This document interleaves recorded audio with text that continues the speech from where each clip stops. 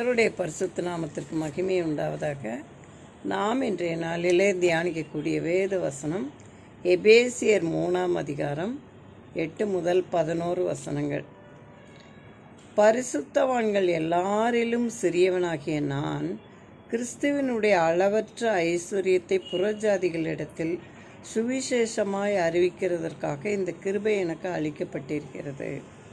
தேவன் தம்முடைய கர்த்தராகிய கிறிஸ்து இயேசுவுக்குள் கொண்டிருந்த அநாதி தீர்மானத்தின்படியே உன்னதங்களில் உள்ள துரைத்தனங்களுக்கும் அதிகாரங்களுக்கும் அவருடைய அனந்த ஞானமானது சபையின் மூலமாய் இப்பொழுது தெரிய வரும் பொருட்டாக இயேசு கிறிஸ்துவை கொண்டு எல்லாவற்றையும் சிருஷ்டித்த தேவனுக்குள் ஆதி காலங்கள் முதல் மறைந்திருந்த இரகசியத்தினுடைய ஐக்கியம் என்னதென்று எல்லாருக்கும் வெளிப்படையாக காண்பிக்கிறதற்கு இந்த கிருபை எனக்கு அளிக்கப்பட்டிருக்கிறது என்று எழுதியிருக்கிறது. ஆண்டவர் என்ன சொல்லியிருக்காங்கன்னா, கிறிஸ்துவினுடைய அளவற்ற ஐஸ்வர்யம், மகிமையின் ஐஸ்வர்யம். ஐஸ்வர்யம் அப்படின்னா செழிப்பு, அடர்த்தியான மகிமை. மகிமைங்கிறது ஒளி, தேவனுடைய ஒளி. அதில் உள்ள ஆழமான மகிமைக்குள்ள ஒருவரும் சேரக்கூடாத ஒளியில் ஆண்டவராக இயேசு கிறிஸ்து தான் இருக்கிறார். அப்போ அந்த மகிமையின் ரகசியம் என்ன அப்படிங்கிறத நம்ம பார்க்கணும். அது புறஜாதிகளிடத்தில் அந்த அளவற்ற ஐஸ்வர்யத்தை குறித்து பேசும்படியாகவும் அது அவங்களிடத்தில் அந்த ரகசியத்தினுடைய ஐக்கியம் இருக்கிறதாகவும் அது என்ன என்பதை விளங்கி கொள்ளும்படியாகவும் ஆண்டவராக இயேசு கிறிஸ்து இந்த செய்தியில் நமக்கு கொடுத்திருக்கிறார். வேதத்தின் வழியாக நாம் பார்க்கலாம். யோவான் 15ஆம் அதிகாரம் 24வது வசனத்தில் அந்த அளவற்ற ஐஸ்வர்யத்தினால, அந்த மகிமையின் ஐஸ்வர்யத்தினால என்ன நமக்குள்ளே வரும் அப்படின்னு பார்த்திங்கன்னா, யோவான் 15:24 வேறொருவரும் செய்யாத கிரியைகளை நான் அவர்களுக்குள் செய்யாதிருந்தேனானால் அவர்களுக்கு பாவம் இராது. இப்பொழுது அவர்கள் என்னையும் என் பிதாவையும் கண்டும் பகைத்தும் இருக்கிறார்கள் என்று எழுதப்பட்டிருக்கிறது. அப்போ வேறொருவரும் செய்யாத கிரியைகள் நமக்குள்ளே வந்ததுன்னா அது ஆண்டவருடைய மகிமையின் ஐஸ்வர்யத்தை குறிக்கிறது. பிதாவையும் இயேசு கிறிஸ்துவும் அவங்களுக்குள்ள இருக்கிறாங்கன்னு அர்த்தம். இப்போ கொலோசையர் 1ஆவது அதிகாரத்தில் 27வது வசனம் பார்க்கலாம். கொலோசையர் 1ஆவது அதிகாரம் அந்த ஐஸ்வர்யத்தை குறித்து பார்ப்போம். புறஜாதிகளுக்குள்ளே விளங்கிய இந்த ரகசியத்தில் உள்ள மகிமையின் ஐஸ்வர்யம் இன்னதென்று தேவன் தம்முடைய பரிசுத்தவான்களுக்கு தெரியப்படுத்த சித்தமானார். கிறிஸ்துவானவர் மகிமையின் நம்பிக்கையாக உங்களுக்குள் இருப்பதே அந்த ரகசியம் என்று எழுதப்பட்டிருக்கிறது. மகிமையின் நம்பிக்கையாக ஆண்டவர் அந்த மனுஷனுக்குள் இருக்கிறார் என்பதே அந்த ரகசியம். என்ன அந்த ரகசியத்தினுடைய ஐக்கியம் அப்படின்னு பார்த்தா, ஆண்டவர் உள்ளே இருக்கிறார் அப்படிங்கிறது தான் ரகசியம்.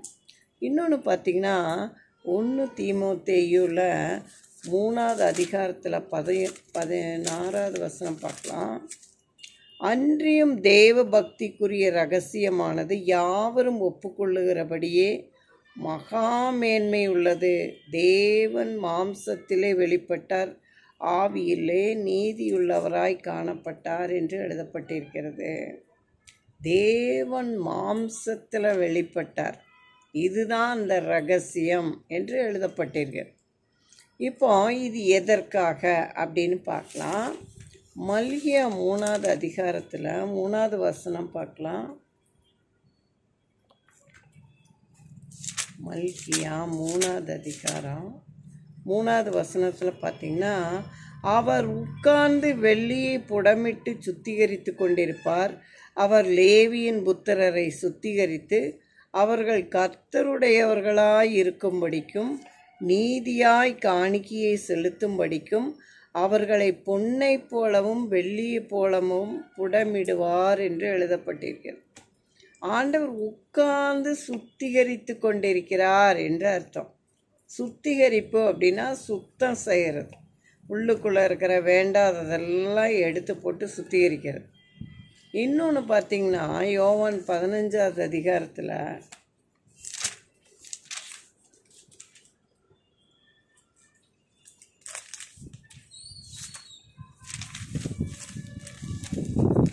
யோவான் 15:1-2 பார்த்தோம்னா, நான் மெய்யான திராட்சை செடி, என் பிதா திராட்சை தோட்டக்காரர். என்னில் கனி கொடாதிருக்கிற கொடி எதுவோ அதை அவர் அறுத்து போடுகிறார். கனி கொடுக்கிற கொடி எதுவோ அது அதிக கனிகளை கொடுக்கும்படி அதை சுத்தம் பண்ணுகிறார். ஏன் ஆண்டவர் உட்கார்ந்து அதை சுத்திகரிக்கிறார் அப்படின்னு பார்த்தா, அது நல்லா கனி கொடுக்குற செடியாக இருக்குது. அதனால் என்ன செய்கிறாங்க, அதிகமாக சுத்தம் பண்ணுறாங்க. அதிகமாக சுத்தம் பண்ணால் இன்னும் அதிக கனிகளை கொடுக்கும் அப்படின்னு அர்த்தம். அடுத்தது பார்த்திங்கன்னா ஏசாயா 1வது அதிகாரத்தில் 25-26 வசனங்கள் பார்த்திங்கன்னா, நான் என் கையை உன்னிடமாய் திருப்பி உன் களிம்பு நீங்க உன்னை சுத்தமாய் புடமிட்டு உன் ஈயத்தை எல்லாம் நீக்குவேன். உன் நியாயாதிபதிகளை முன்னிருந்தது போலவும் உன் ஆலோசனைக்காரரை ஆதியில் இருந்தது போதவும் திரும்ப கட்டளையிடுவேன். பின்பு நீ நீதிபுரம் என்றும் சத்திய நகரம் என்றும் பெயர் பெறுவாய். இப்போ ஆண்டவர் அவருடைய கையை நீட்டி நம்மளை எடுத்து நமக்குள்ள தேவையில்லாத கெட்ட குணங்களை எடுத்து போட்டு, ஆண்டவருடைய பரிசுத்தமான தேவன் அவருடைய ஜீவனால் நம்மை நிரப்பி பரிசுத்தமாக்கி ஆண்டவர் நம்மளை பரிசுத்த பாத்திரமாக உருவாக்குறாரு. அப்படி உருவாக்குனதுக்கு பிறகு நம்ம நீதிபுரம் என்றும் சத்திய நகரம் என்று பெயர் பெறுவோம் என்று எழுதப்பட்டிருக்கிறது. அடுத்தது எபேசியர் 3வது அதிகாரத்தில் 3வது வசனம் பார்க்கலாம். இதெல்லாம் எதுக்காக அப்படிங்கிறது எபேசியர் 3:3 பார்த்தோம்னா, அது என்னவெனில் புறஜாதிகள் சுவிசேஷத்தினாலே உடன் சுதந்திரமாய் ஒரே சரீரத்துக்குள்ளானவர்களுமாய் கிறிஸ்துவுக்குள் அவர் பண்ணின வாக்கு தத்தத்துக்கு உடன் பங்காளிகளுமாய் இருக்கிறார்கள் என்ற இந்த இரகசியத்தை அவர் எனக்கு வெளிப்படுத்தி அறிவித்தார் என்று எழுதப்பட்டிருக்கிறது. புறஜாதிகள் மகிமையின் ஐஸ்வர்யத்துக்குள்ளே ஆண்டவர் கொண்டு போகிறதுனால அவங்க இஸ்ரவேலர்களோட ஆண்டவருடைய பிள்ளைகளோட அவங்க உடன் சுதந்திரர்களா அந்த பரமராஜ்யத்தை சுதந்திரித்து கொள்ளக்கூடியவர்களாயும் ஆண்டவருடைய ஒரே சரீரமாயும் அவர் வாக்குத்தத்தம் பண்ண எல்லாத்துக்கும் அவங்க பங்காளிகளாகவும் இருக்கிறாங்க அப்படிங்கிற ரகசியத்தை ஆண்டவர் வெளிப்படுத்தி இருக்கிறார் என்று எழுதப்பட்டிருக்கிறது. அடுத்தது பார்த்திங்கன்னா எபேசியர் 5வது அதிகாரத்தில் 30-32 வசனம் பார்த்திங்கன்னா, நாம் அவருடைய சரீரத்தின் அவயவங்களாகவும் அவருடைய மாம்சத்துக்கும் அவருடைய எலும்புகளுக்கும் உரியவர்களாய் இருக்கிறோம். இது நிமித்தம் மனுஷன் தன் தகப்பனையும் தன் தாயையும் விட்டு தன் மனைவியுடன் இசைந்து இருவரும் ஒரே மாம்சமாய் இருப்பார்கள். இந்த இரகசியம் பெரியது, நான் கிறிஸ்துவை பற்றியும் சபையை பற்றியும் சொல்லுகிறேன் என்று எழுதப்பட்டிருக்கு. நம்ம ஆண்டவருடைய சரீரத்தின் அவயவங்களாகவும் அவருடைய சரீரமாயும் இருக்கிறோம். அப்படி இருக்கிறனால ஆண்டவருடைய மணவாட்டி சபையாக ஆண்டவர் நம்மை தெரிந்து கொண்டார். அடுத்தது பார்த்திங்கன்னா பிலிப்பியர் 3வது அதிகாரத்தில் 21வது வசனம், எதுக்காக நம்மளை அந்த ஆண்டவருடைய இரகசிய செயல் எதுக்காக நம்ம மேலே இருக்குது அப்படின்னு பார்த்திங்கன்னா, அவர் எல்லாவற்றையும் தமக்கு கீழ்ப்படுத்தி கொள்ளத்தக்க தம்முடைய வல்லமையான செயலின்படியே நம்முடைய அற்பமான சரீரத்தை தம்முடைய மகிமையான சரீரத்துக்கு ஒப்பாக மறுரூபப்படுத்துவார். ஆண்டவர் முதல்ல சுத்திகரிக்கிறாரு. அடுத்தது நம்முடைய அற்பமான சரீரம் கொஞ்ச நாள் தான் இருக்கும், அது அழிஞ்சு போகக்கூடிய அற்பமான சரீரம். இந்த சரீரத்தை ஆண்டவர் மகிமையின் சரீரமாக தேவனுடைய மகிமையின் சரீரத்துக்கு ஒப்பாக அதை போல நம்மை மறுரூபமாக்குகிறார் என்று எழுதப்பட்டிருக்கிறது. இன்னொன்று பார்த்திங்கன்னா கொலோசையர் 3வது அதிகாரத்தில் 15வது வசனம் என்ன எழுதியிருக்குன்னு பார்ப்போம். கொலோசையர் 3வது அதிகாரம் 15ஆம் வசனத்தில், தேவ சமாதானம் உங்கள் இருதயங்களில் ஆழக்கடவது, இதற்கென்றே நீங்கள் ஒரே சரீரமாக அழைக்கப்பட்டீர்கள், நன்றி அறிதல் உள்ளவர்களுமாயிருங்கள் என்று எழுதப்பட்டிருக்கு. தேவ சமாதானம் நம்ம இருதயத்தில் ஆழக்கடவுது. ஆண்டவர் எதுக்கு ஒரே சரீரமாக அழைச்சிக்கிட்டாரு அப்படின்னா, தெரிந்து கொண்டார் அப்படின்னா, நம்மளோட இருதயம் முழுவதும் தேவ சமாதானத்தினால் நிரம்பி இருக்கும்படியே அப்படி செய்தார். இன்னொன்று பார்த்திங்கன்னா, கொலோசையர் 2வது அதிகாரத்தில் 2வது வசனம் பார்த்திங்கன்னா, அவர்களுடைய இருதயங்கள் தேற்றப்பட்டு அவர்கள் அன்பினால் இணைக்கப்பட்டு, தேவனுடைய அன்பினால் தேவனோடு நம்ம இணைக்கப்பட்டு, பிதாவாகிய தேவனுக்கும் கிறிஸ்துவுக்கும் உள்ள இரகசியத்தை அறிந்து கொள்ளுகிற உணர்வின் பூரண நிச்சயத்தை உடைய எல்லா ஐஸ்வர்யத்துக்கும் உரியவர்களாக வேண்டும் என்று இப்படி விரும்புகிறேன். ஆண்டவர் அவருடைய மகிமையின் ஐஸ்வர்யத்துக்குள்ளே கொண்டு போய் நம்ம இருதயங்களெல்லாம் தேற்றப்பட்டு, அவருடைய அன்பினால் நம்ம அவரோடு சேர்த்து இணைக்கப்பட்டு, பிதாவுக்கும் குமாரனுக்கும் உடைய அந்த ரிலேஷன்ஷிப்பை நம்ம அறிந்து கொள்ளும்படிக்கும், பூரண நிச்சயத்தை அடைந்து கொள்ளும்படிக்கும், அவங்ககிட்ட இருக்கிற எல்லாத்தையும் நம்ம பெற்றுக்கொள்ளும்படிக்கும் ஆண்டவர் அப்படி செய்தார். அடுத்தது பார்த்திங்கன்னா, எபேசியர் 1வது அதிகாரத்தில் 9-10 வசனங்கள் பார்க்கலாம்.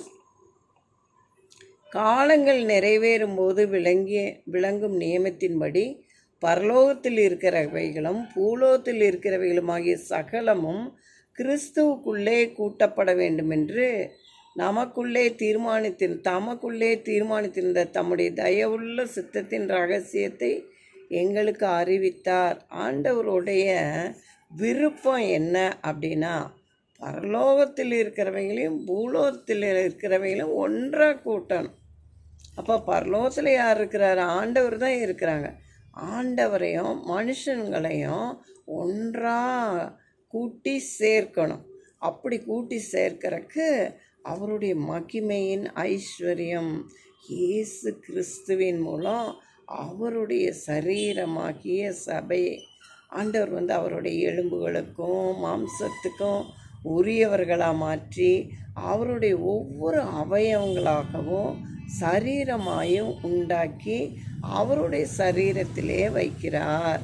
அடுத்தது பார்த்திங்கன்னா 22, 23 அதிலே பார்த்தோம்னா, எல்லாவற்றையும் அவருடைய பாதங்களுக்கு கீழ்ப்படுத்தி எல்லாவற்றையும் எல்லாவற்றாலும் நிரப்புகிறவருடைய நிறைவாகிய சரீரமான சபைக்கு அவரை எல்லாவற்றிற்கும் மேலான தலையாக தந்தருளினார். ஆண்டவர் தான் தலை. நம்ம அதுக்கு தலைக்கு பொருந்தின சரீரமாக நம்ம இருக்கணும். ஆண்டவருக்கு மேட்ச் ஆகணும். இப்போ அப்படி இருந்து எல்லாவற்றையும் எல்லாவற்றாலும் நிரப்பார். அவருடைய நம்மளுடைய எல்லாவற்றையும் அவருடைய எல்லாவற்றாலும் நிரப்பி நிறைவாகிய சரீரமான சபையாக முன்னால் நிறுத்துவார். இப்போ ஆண்டவருடைய கிரியை தான் அப்படி உருவாக்குது. தேவனுடைய ரகசிய செயல் மூலம்தான். ரகசிய செயல்னா என்ன? ஒரு மனுஷனுக்குள்ள நடக்கிறது அவனுக்கு மட்டும் தெரியும், அடுத்தவனுக்கு தெரியாது. அப்போ அந்த ரகசியம் எதுக்குன்னா, விசுவாசம் நமக்கு வரணும், நம்பிக்கை வரணும். அதுக்காக தான் ஆண்டவர் அந்த ரகசிய செயல் வழியாக அப்புறம் நம்மளை புதுசாக மாற்றுறார். அப்போ பரிசுத்த ஆவியானவர் தான் அப்படி மாற்றி கொண்டு போகிறாரு. இப்போ அந்த ரகசிய செயல் யார் மேலெல்லாம் இருக்குன்னு பார்க்கலாம். யோபு 29வது அதிகாரத்தில் 4வது வசனம் பார்க்கலாம். தேவனுடைய ரகசிய செயல் என் கூடாரத்தின் மேல் இருந்தது என்று யோபு சொல்லியிருக்கிறார்.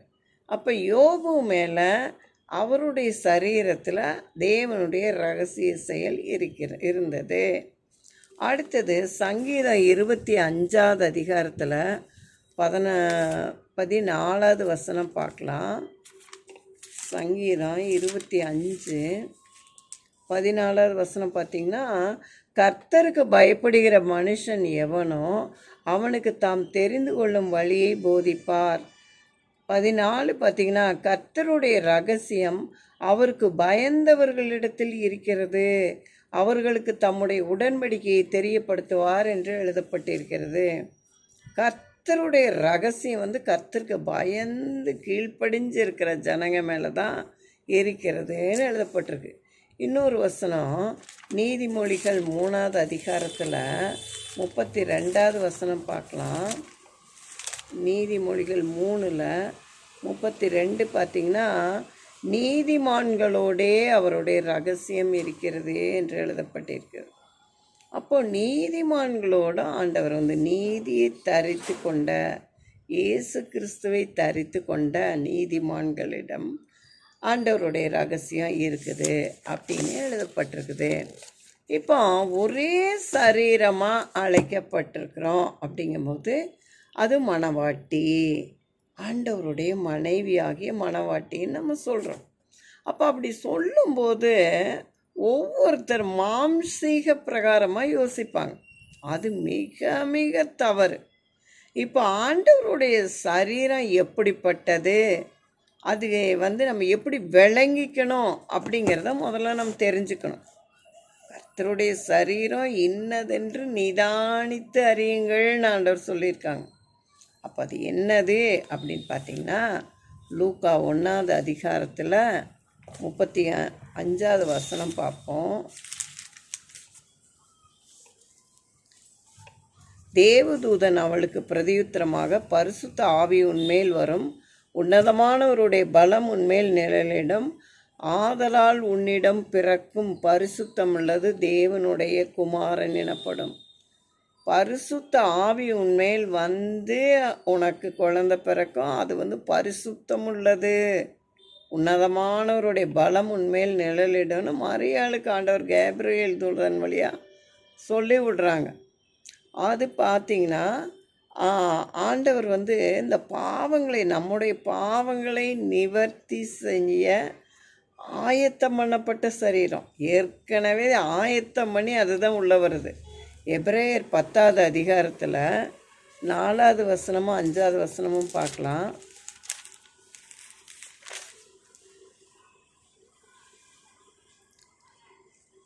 அஞ்சாவது வசனம் பார்க்கலாம். ஆகையால் அவர் உலகத்தில் பிரவேசிக்கும்போது பலியையும் காணிக்கையும் நீர் விரும்பவில்லை, ஒரு சரீரத்தை எனக்கு ஆயத்தம் பண்ணினீர். ஆண்டவருக்கு ஒரு சரீரத்தை ஆயத்தம் பண்ணுறாங்க. எதுக்கு? அவர் பலியாகிறக்கு, நமக்காக பலி செலுத்துறதுக்கு அந்த சரீரம் வந்தது. இன்னொன்று பார்த்திங்கன்னா, நமக்காக பிக்கப்படுகிற சரீரம். 1 கொரிந்தியர் 11வது அதிகாரத்தில் 23லிருந்து 25 வசனங்கள் பார்க்கலாம்.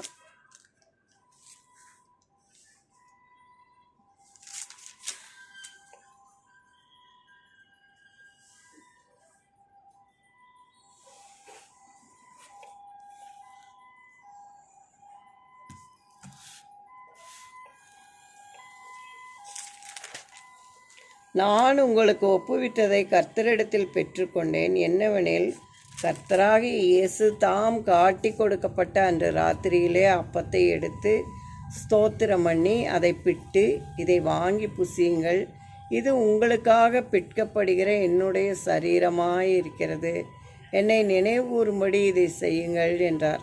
போஜனபானம் பண்ணின பின்பு அவர் அந்தப்படியே பாத்திரத்தையும் எடுத்து, இந்த பாத்திரம் என் இரத்தத்தினால் ஆகிய புதிய உடன்படிக்கையாயிருக்கிறது, நீங்கள் இதை பானம் பண்ணும் பொழுதெல்லாம் இதை என்னை நினைவு கூறும்படி இதை செய்யுங்கள் என்றார். இப்போ ஆண்டவர் அவருடைய ஒரு அப்பத்தை எடுத்து பிட்டு எல்லாருக்கும் பகிர்ந்து கொடுத்து, இது உங்களுக்காக பிற்கப்படுகிற என்னுடைய சரீரமாக இருக்குது, என்னுடைய மாம்சமாக இருக்குது அப்படின்னு சொல்லி கொடுக்குறாங்க. அப்போ அந்த மாம்சத்தையும் அந்த இரத்தத்தையும் புசித்தவனுக்கு தான் நித்திய ஜீவன் உண்டு. அப்போ ஜனங்க அவருடைய மாம்சத்தை பிட்டு வாங்கி கொண்ட ஜனங்க. அப்போ அந்த பிற்கப்படுகிற சரீரம் நமக்காக பரிசுத்த மாம்சம், பலியான மாம்சத்தை தான் ஆண்டவர் சொல்கிறார். அந்த மாம்சத்தோட நம்ம அதை நல்லா சிந்திச்சு பார்க்கணும். நமக்காக பலியான மாம்சம். அடுத்தது பார்த்திங்கன்னா பாவத்தை போக்கும் பலி. ரோமர் 8வது அதிகாரத்தில் 3-4 வசனங்கள் பார்க்கலாம். அது எப்படி எனில், மாம்சத்தினாலே பலவீனமாயிருந்த நியாய பிரமாணம் செய்யக்கூடாததை தேவனே செய்யும்படிக்கு தம்முடைய குமாரனை பாவ மாம்சத்தின் சாயலாகவும் பாவத்தை போக்கும் பலியாகவும் அனுப்பி மாம்சத்திலே பாவத்தை ஆக்கினைக்குள்ளாக தீர்த்தார். மாம்சத்தின்படி நடவாமல் ஆவியின்படி நடக்கிற நம்மிடத்தில் நியாயப்பிரமாணத்தின் நீதி நிறைவேறும்படிக்கே அப்படி செய்தார் என்று எழுதியிருக்கிறார். இது யார்கிட்ட நடக்குதுன்னா, மாம்சத்தின்படி நடக்காமல் ஆவியின்படி ஆண்டவர் சொன்னதன்படி நடக்கிற கீழ்ப்படுகிற ஜனங்களிடத்துல தான் ஆண்டவர் அப்படி செய்தார். அவர் தான் பாவத்தை போக்கும் பலி. நியாயப்பிரமாணத்தின் நீதி நம்மகிட்ட நிறைவேறணும் அப்படிங்கிறக்காக தேவன் நமக்குள்ளே வாசம் பண்ணார். அடுத்தது பார்த்திங்கன்னா, அவருடைய சரீரம் முழுமையாக மனப்பூர்வமாக பிதாவுக்கு அர்ப்பணித்தார். அப்போஸ்தலர் 10வது அதிகாரத்தில் 38வது வசனம் பார்க்கலாம்.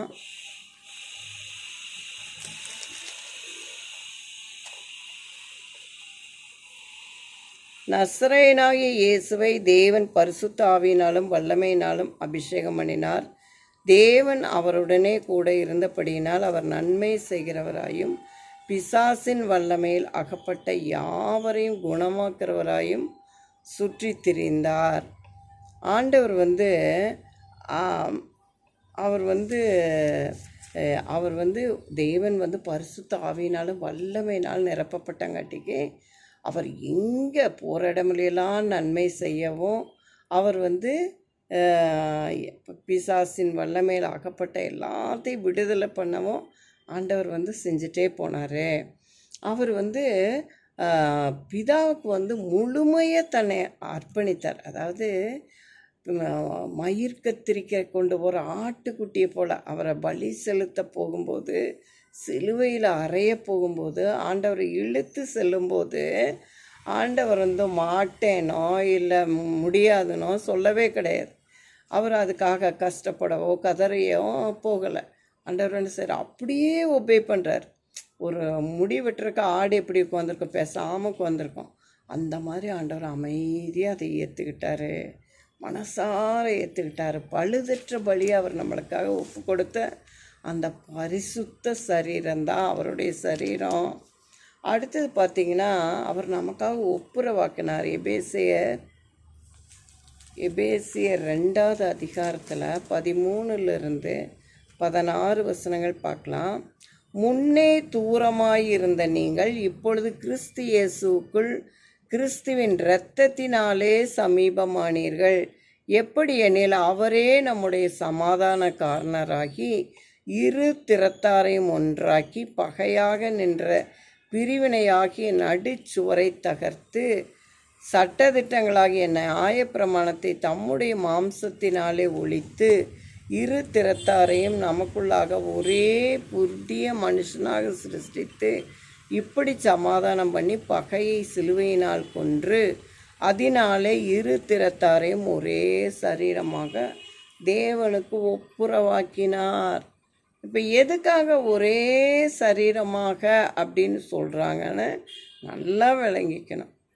ஆண்டவர் முதல்ல மனுஷனுக்கும் தேவனுக்கும் பகை இருந்தது. ஏன் அப்படின்னா, மனுஷனை ஆண்டவர் ஆசையாக உருவாக்கி தேவ சாயலாக வைக்கும்போது அவன் அந்த மகிமையை இழந்து அவன் ஆண்டவரை கீழ்ப்படியாமல் போய் சாத்தானுடைய வார்த்தை கேட்டு அவன் ஆண்டவருடைய மகிமையை இழந்து போயிட்டான். இப்போ ஆதி மனுஷன்தான் அப்படி போனானா, எல்லா மனுஷனும் பாவம் பண்ணி அவனுடைய இரத்தத்தினால் அத்தனை பேர் பாவம் பண்ணி தேவ மகிமையற்றவர்களாக போயிட்டோம். இப்போ அதனால் அந்த மகிமைக்குள்ளே யாருமே பிரவேசிக்க முடியாதபடிக்கு இருந்தது. இப்போ ஆண்டவர் மறுபடியும் அவருடைய மகிமைக்குள்ளே கொண்டு போகணும் அப்படிங்கிறது அவருடைய நோக்கமாக இருக்குது. அப்போ அவர் என்ன செய்கிறார், இந்த சட்ட திட்டம் நியாயப்பிரமாணம் அப்படி செய்யணும் இப்படி செய்யணுங்கிறது, இப்படி செய்யலைன்னா நீங்கள் இந்த பலி செலுத்தணும் அப்படின்னு சொல்லி நிறைய சட்டங்கள் ஆண்டவர் கொடுத்துருந்தார். ஆனால் அந்த சட்டங்களை நம்மளால் நிறைவேற்ற முடியல.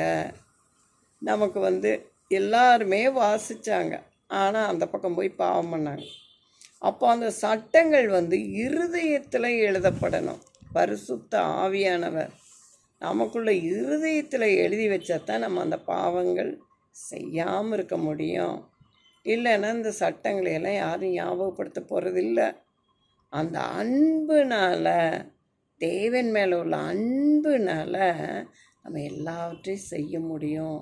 அதுக்கு பரிசுத்த ஆவியானவர் உள்ளே இருந்தால் தான் அதை எல்லாத்தையும் மாற்றி கொடுப்பார். அவர் நமக்கு நித்திய மீட்பையும் கொடுப்பார்.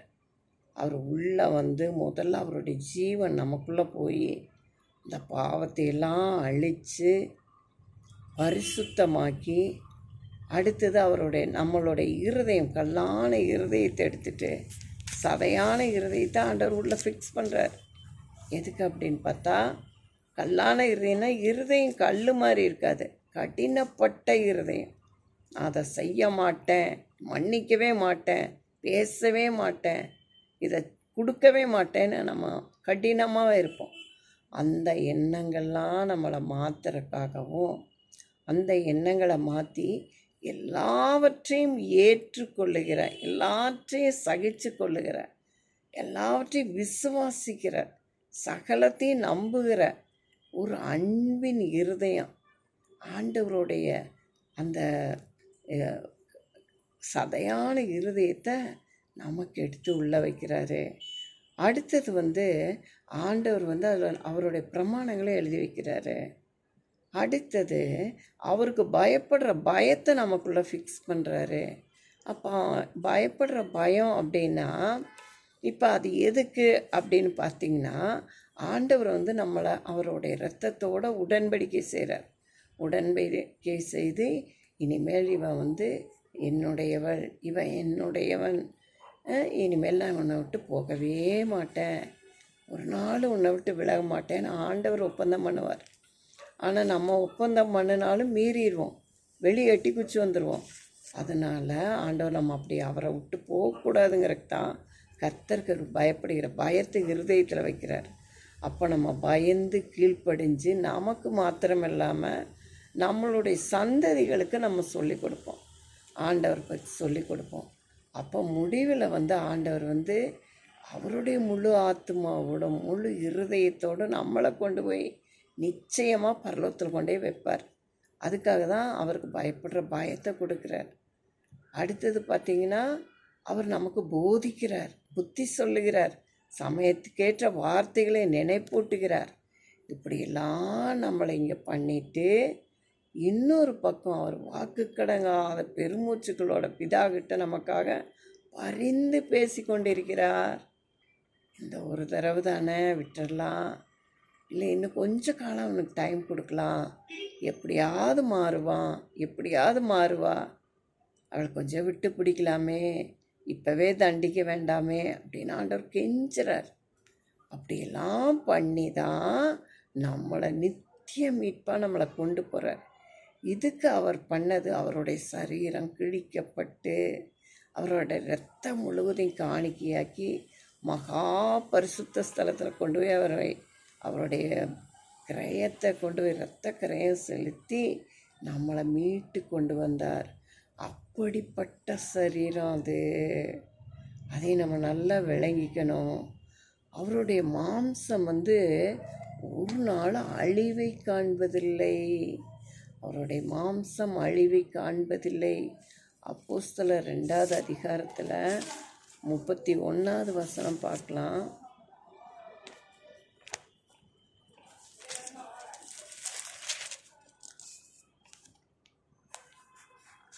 அவன் கிறிஸ்துவனுடைய ஆத்துமா பாதாளத்திலே விடப்படுவதில்லை என்றும் அவருடைய மாம்சம் அழிவை காண்பதில்லை என்றும் முன்னறிந்து அவர் உயிர்த்தெழுதலை குறித்து இப்படி சொன்னான் என்று எழுதப்பட்டிருக்கு. அவருடைய மாம்சம் அழிவை காண்பதில்லை. அவர் உயிரோடு எழுந்தபோது அவர் சரீரத்தோடே மேலே போயிட்டார். ஆண்டவர் வந்து எல்லாரும் மகதலேன் மரியாள் எல்லாரும் பார்க்கறக்கு வர்றாங்க. ஆண்டவரை வந்து கல்லறைக்குள்ளே வச்சு பெரிய கல் வச்சு மூடி சீல் போட்டு வச்சிடுறாங்க.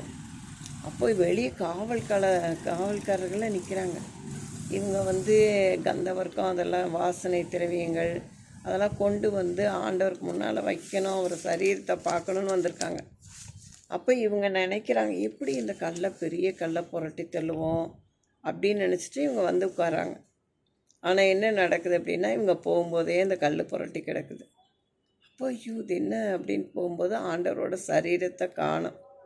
ஐயோ ஆண்டவருடைய சரீரத்தை காணுமேங்கும்போது அங்கே ஒரு தேவதூதன் மின்னலை போல் வந்து உட்கார்ந்துருந்து, அவர் உயிர் தெழுந்துட்டார், உயிர் தெழுந்தவரை எதுக்கு நீங்கள் வந்து செத்தவங்கிட்ட வந்து பார்க்குறீங்க, அவர் உங்களுக்கு முன்னால் கலிலேய போகிறாருன்னு சொல்கிறாங்க.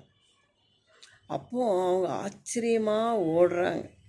அப்போ ஓடிட்டு ஆண்டவரை பார்க்க, ஆண்டவர் இப்படி உயிர் திறந்தாருன்னு போய் பேதுருவிட்ட சொல்லி எல்லாரும் சீசர்களும் வந்து பார்க்குறாங்க, சரீரத்தை காணும்.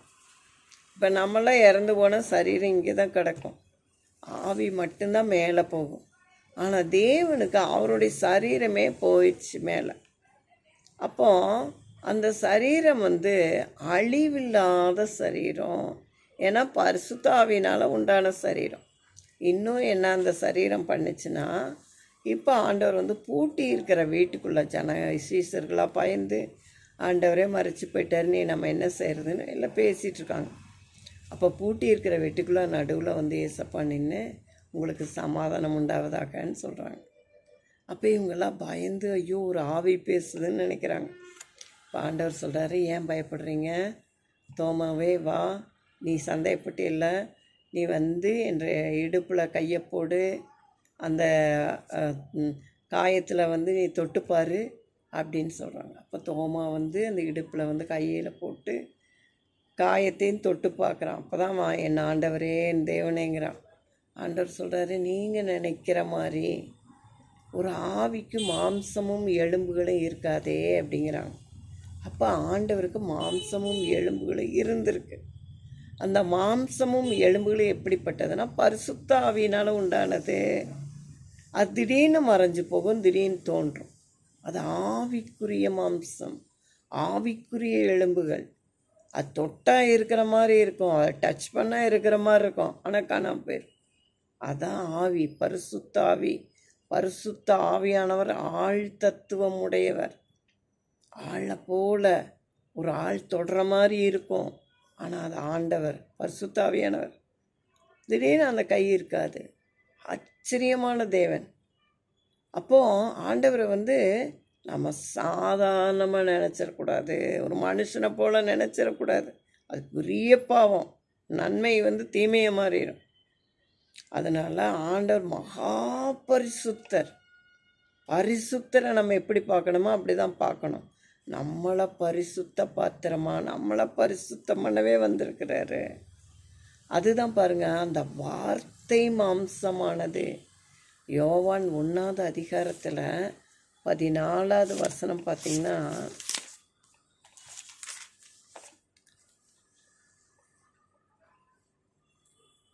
அந்த வார்த்தை மாம்சமாக்கி கிருபையினாலும் சத்தியத்தினாலும் நிறைந்தவராய் நமக்குள்ளே வாசம் பண்ணினார், நமக்குள்ளே தங்கி இருக்கிறார். எப்படி அந்த வார்த்தை வந்து மாம்சமாக மாறி நமக்குள்ளே வந்திருக்கு. அப்போ அந்த வார்த்தை என்னன்னு பார்த்திங்கன்னா, யோவான் 1:1 பார்த்திங்கன்னா, ஆதியிலே வார்த்தை இருந்தது, அந்த வார்த்தை தேவனிடத்தில் இருந்தது, அந்த வார்த்தை தேவனாக இருந்தது. அப்போ தேவன் தான் மாம்சமாகி நமக்குள்ளே வாசம் பண்ணுகிறார். எதற்கு? நமக்கு சுத்திகரித்து பரிசுத்தமாக்கி அவருடைய சரீரத்தை போல மகிமையின் சரீரமாக மாற்றவும், அவருடைய ஒரே சரீரமாகவும் அவருடைய சரீரத்தின் அவயவங்களாகவும் மாற்றி ஆண்டவர் வந்து நம்மளை வந்து பரலோக ராஜ்யத்தில் கொண்டு போய் வைக்கிறதுக்காக தான் அப்படி செய்கிறாரு. அடுத்தது பார்த்திங்கன்னா, அவர் பரிசுத்தத்துக்கே அழைத்திருக்கிறார். 1 தெசலோனிக்கேயர் 4வது அதிகாரத்தில் 7வது வசனம் பார்த்திங்கன்னா,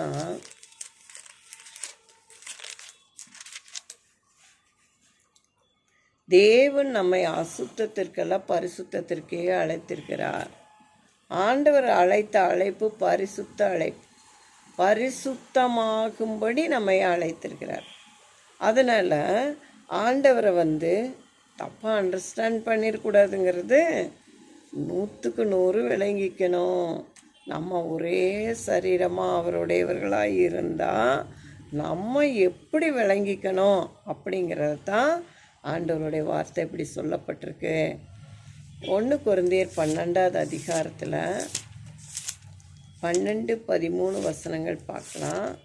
1 கொரிந்தியர் 12ல் 12-13 பார்த்தோம்னா, எப்படி எனில் சரீரம் ஒன்று, அதற்கு அவயவங்கள் அநேகம், ஒரே சரீரத்தின் அவயவங்கள் எல்லாம் அநேகமாயிருந்தும் சரீரம் ஒன்றாகவே இருக்கிறது. அந்த பிரகாரமாக கிறிஸ்துவும் இருக்கிறார். நாம் யூதரானாலும் கிரேக்கரானாலும் அடிமைகளானாலும் சுயாதீனரானாலும் எல்லாரும் ஒரே ஆவியினாலே ஒரே சரீரத்திற்குள்ளாக ஞானஸ்நானம் பண்ணப்பட்டு எல்லோரும் ஒரே ஆவிக்குள்ளாக தாகம் தீர்க்கப்பட்டோம். தேவன் தமது சித்தத்தின்படி அவயவங்கள் ஒவ்வொன்றையும் சரீரத்திலே வைத்தார். இப்போ பாருங்க, சரீரங்கிறது ஒன்று தான். ஆண்டவருடைய சரீரம்னு சொல்கிறது ஒன்று தான் சொல்லுவோம். ஆனால் அதில் இருக்கிற அவயவங்கள் வேறு வேறு. ஒருத்தர் கண்ணாக இருக்கலாம், ஒருத்தர் மூக்காக இருக்கலாம், ஒருத்தர் வாயாக இருக்கலாம், ஒருத்தர் கையாக இருக்கலாம், ஒருத்தர் காலாக இருக்கலாம், ஒருத்தர் உடம்பாக இருக்கலாம். இப்போ எல்லாமே கடவுளுடைய பார்ட்ஸ் தான். அப்போ ஒவ்வொரு பார்ட்டும் ஒவ்வொரு மனுஷனும் ஒவ்வொரு பார்ட்டாக ஆண்டவர் வச்சுருக்காரு. இது எல்லாம் சேர்ந்தாதான் ஒரு சரீரம். கை காலை பார்த்து எனக்கு கால் தேவையில்லைன்னு சொல்ல முடியாது. அதே மாதிரி கால் மூக்கு தேவையில்லைன்னு சொல்ல முடியாது. அப்போ எல்லாமே ஒரே உறுப்பாக இருந்தால் அது எப்படி ஒரு உடம்பாக மாறும்? அதனால் ஆண்டவர் அவருடைய தயவுள்ள சித்தத்தின்படி ஒவ்வொரு உறுப்பையும் ஒவ்வொருத்தருக்காக இவங்க கண், இவங்க காது, இவங்க மூக்கு, இவங்க வாய், இவங்க என் செவி, இவங்க என் கை, இவங்க என் கால், இவங்க என் உடம்பு அப்படின்னு வச்சுருக்கார். அது அவருடைய இஷ்டம். அவருடைய விருப்பத்தின்படி ஒவ்வொரு மனுஷனுக்கும் ஒவ்வொரு அவயவமாக அவர் வச்சுருக்காரு. அப்போ ஒரு அவயவத்துக்கு ஒரு பிரச்சனை வந்ததுன்னா எல்லாமே கஷ்டப்படும். இப்போ பார்த்திங்கன்னா, இப்போ நமக்கு பல் வலிச்சதுன்னா நம்ம பாடியே ஐயோ வலிக்குதேன்னு உட்காந்துருப்போம். தலை வலித்தாலே எல்லோரும் ஐயோ தலை வலிக்குதுன்னு உட்காந்துருப்போம். இப்போ நம்ம உடம்புல எங்கே வலித்தாலும் சரி, கையில் ஏதாவது ஒரு காயமாயிடுச்சுன்னா ஐயோ வலிக்குதேன்னு நம்ம எல்லாமே செய்ய முடியாமல் உட்காந்துருப்போம். காலில் ஒரு பிரச்சனை இருந்தாலும் அதே மாதிரி தான் ஆகும். அப்போது உடம்பில் எப்படி ஒரு பிரச்சனை வந்தால் நம்ம எல்லாமே சொந்து போகுதோ, அதே மாதிரி கர்த்தருடைய பிள்ளைகள் ஒருத்தருக்கு ஒரு பிரச்சனைனா எல்லாரும் ஃபீல் பண்ணணும். அதுக்காக முயற்சி எடுக்கணும். அது எப்படி நிவர்த்தி பண்ணுறதுன்னு பார்க்கணும். அப்போ அவங்களுக்கு தானே வரட்டும் நல்லதான் அப்படின்னு நினச்சா நம்ம ஆண்டவருடைய பாடி இல்லையா, அவருடைய அவயவம் இல்லையா? அப்போ ஏன் நம்ம அப்படி நினைக்கிறோன்னு யோசித்து பார்க்கணும். அவங்களும் நம்மளை போலத்தானே. அப்போது ஆண்டவர் என்ன சொல்லியிருக்காங்க, ஒரு அவயவம் சந்தோஷப்பட்டால் எல்லாமே சந்தோஷப்படணும். ஒன்று மகிமைப்பட்டால் எல்லாம் சந்தோஷப்படணும். ஒரு ஊழியக்கார் மகிமைப்பட்டால் எல்லாம் சந்தோஷப்படணும். ஒருத்தர் நல்லா ஆண்டவருக்குள்ளே ஆத்தும ஆதாயம் பண்ணுறாரு, அவர்னால் நிறைய அற்புதங்கள் அடையாளங்கள் நடக்குதுன்னு நம்ம சந்தோஷப்படணும். ஆண்டவர் இப்படியெல்லாம் இவரை இது பண்ணுறாரு, இவர் மூலம் எவ்வளோ நடக்குதுன்னு அதை விட்டுட்டு பொறாம்படக்கூடாது. பொறாம்பட்டு அவங்கள திட்டி அவங்கள கீழே தள்ளி அந்த மாதிரி விஷயங்கள் செய்யக்கூடாது. அப்போ நம்ம அந்த சரீரத்துக்குள்ளானவர்கள் அல்ல அப்படிங்கிறதையும் நம்ம விளங்கிக்கொள்ளணும். அடுத்தது பார்த்திங்கன்னா, எபேசியர் 4வது அதிகாரத்தில் 4-6 வசனங்கள். இப்போ ஆண்டவர் எபேசியர் 2ல் ஆண்டவர் என்ன சொல்லியிருக்காங்கன்னா, எப்படி எனில் அவரே தம்முடைய சமாதானக்காரனராகி இரு திறத்தாரையும் ஒன்றாக்கி பகையாக நின்ற பிரிவினையாகிய நடைச்சுவரை தகர்த்து சட்டத்திட்டங்களாகிய நியாய பிரமாணத்தை தம்முடைய மாம்சத்தினாலே ஒழித்து இரு திறத்தாரையும் தமக்குள்ளே ஒரே புதிய மனுஷனாக சிருஷ்டித்து இப்படி சமாதானம் பண்ணி பகையை சிலுவையினால் கொன்று அதனாலே இரு திறத்தாரையும் ஒரே சரீரமாக தேவனுக்கு ஒப்புரவாக்கினார். இப்போ ஆண்டவர் பிதா கிட்ட ஒப்புரவாக்குறார். எப்படின்னா, நம்மளுக்கும் ஆண்டவருக்கும் ஒரு நடுவில் ஒரு பகை இருந்தது. என்னென்னா, இது பாவம் நம்ம பண்ணுறோம், பாவம் நம்ம விட்டு போக மாட்டேது. அப்போ ஆண்டவர் சிலுவையில் தன்னையே ஒப்பு கொடுத்த பிறகு அவருடைய இரத்தத்தின் மூலம் நம்மளை அவருடைய உடம்பாக ஏற்றுக்கிட்டு ஆண்டவர் எல்லாமே நான் தான் அப்படின்னு சொல்லி பிதாவுக்கு முன்னால் ஒப்புரவாக்குறார். நம்மளை கொண்டு போய் எல்லாமே நான் தான் அப்படின்னு சொல்லி சேர்த்துறார். அவர் இரத்தத்தின் மூலம் நம்மளை விலைக்கு வாங்கி நம்ம மேலே அவ்வளோ அன்பு வச்சுருக்கார். அவ்வளோ எல்லாமே ஒரே சரீரமாக ஆண்டவர் பிதாவுக்கு முன்னால் ஒப்பு கொடுக்குறாரு. அதுக்காக தான் ஒரே சரீரமாக்கினார். எபேசியர் 4:4 6 வசனங்கள் பார்க்கலாம். எல்லாருக்கும் உங்களுக்கு உண்டான அழைப்பினாலே நீங்கள் ஒரே நம்பிக்கைக்கு அழைக்கப்பட்டது போல ஒரே சரீரமும் ஒரே ஆவியும் உண்டு. ஒரே கர்த்தரும் ஒரே விசுவாசமும் ஒரே ஞானஸ்நானமும் எல்லாருக்குள்ளும் ஒரே தேவனும் பிதாவும் உண்டு. அவர் எல்லார் மேலும் எல்லாரோடும் அவர் எல்லாருக்குள்ளும் இருக்கிறவர் என்று எழுதப்பட்டிருக்கிறது. இப்போ ஆண்டவர் ஆண்டவருக்கு ஒரே சரீரம் ஒரே ஆவி உண்டு. ஒரே கர்த்தர் தான், ஒரே விசுவாசம்தான், ஒரே நம்பிக்கை தான். அவர் எல்லார் மேலும் எல்லாரோடு இருக்கிறவர். அப்போ ஆண்டவருக்கு ஒரே சரீரம் ஒரே ஆவி. அப்போ நம்ம ஒரே சரீரமாக இருந்தா, சரீரமும் ஆவிதான், பரிசுத்த மாம்சம், ஆவிக்குரிய மாம்சம். அவர் பாவம் செய்ய வந்த மாம்சம் இல்லை, பாவத்தை போக்கும் மாம்சமாக இருக்குது, நித்திய ஜீவனை தரக்கூடிய மாம்சமாக இருக்குது. அடுத்தது பார்த்திங்கன்னா, அவருடைய சரீரமான சபையை குறித்து வேதத்தில் ஆண்டவர் என்ன சொல்லியிருக்காங்கன்னு பார்க்கலாம். 1 கொரிந்தியர் 6ஆம் அதிகாரத்தில் 13-15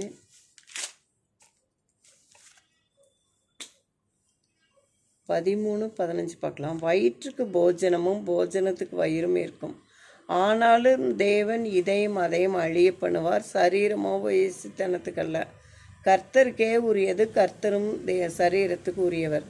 உங்கள் சரீரங்கள் கிறிஸ்துவின் அவயவங்கள் என்று அறியீர்களா?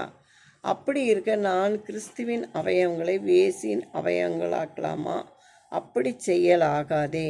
வேசியோடு இசைந்திருக்கிறவன் அவளுடனே ஒரே சரீரமாயிருக்கிறான் என்று அறியீர்களா?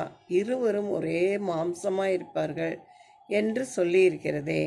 அப்படியே கர்த்தரோடு இசைந்திருக்கிறவனும் அவருடனே ஒரே ஆவியாய் இருக்கிறான். இப்போ ஆண்டவர் சொல்லியிருக்காரு, நம்ம சரீரம் வேசித்தனம் செய்வதற்கல்ல, கர்த்தர் சரீரத்துக்கு உரியவர். நம்முடைய சரீரத்துக்கு ஆண்டவர் உரியவர். அதனால் நம்ம ஆண்டவர் நம்ம சரீரத்தை உருவாக்கினவர். அவருடைய அவயவங்களாக நம்ம இருக்கிறோம், அவருடைய சரீரத்தின் உறுப்புகளாக நம்ம இருக்கிறோம். அதனால் நம்ம தப்பு செய்யக்கூடாது, பாவம் பண்ணக்கூடாது. கிறிஸ்துவின் அவயவங்களை போய் வேசியின் அவயவங்களை மாற்றக்கூடாது. வேசியோடு இசைந்திருக்கிறவன் அவளோட ஒரே மாம்சமாக இருக்கிறான், ஆனால் கர்த்தரோடு இசைந்திருக்கிறவன் அவருடனே கூட ஒரே ஆவியாக இருக்கிறான் அப்படின்னு எழுதப்பட்டிருக்கிறது. அப்போ கர்த்தர் என்ன நினைக்கிறாரோ அதுக்கு தகுந்த மாதிரி வாழ, நம்ம மனசும் ஆண்டவர் மனசும் ஒத்து போய் வாழ்கிறதா இசைந்திருக்கிறதுன்னு அர்த்தம்.